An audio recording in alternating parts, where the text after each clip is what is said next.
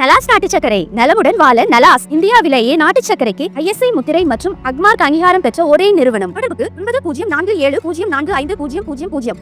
விழுப்புரம் மாவட்டம் திண்டிவனம் அருகே தமிழக முதல்வரை ஒருமையில் பேசியதாக கூறி நாம் தமிழர் கட்சியின் மேடையில் திமுக நிர்வாகிகள் ஏறி தள்ளுமுள்ளு செய்ததால் பரபரப்பு ஏற்பட்டது.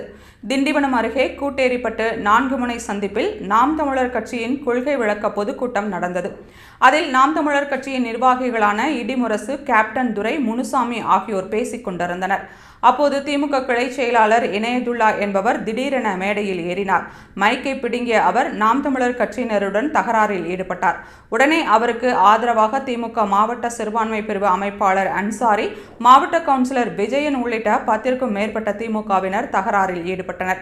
இதனால் அந்த இடமே போர்க்களம் போல காட்சியளித்தது.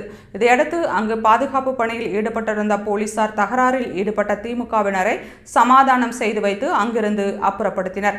இந்த சம்பவத்தால் அப்பகுதியில் பரபரப்பு ஏற்பட்டது.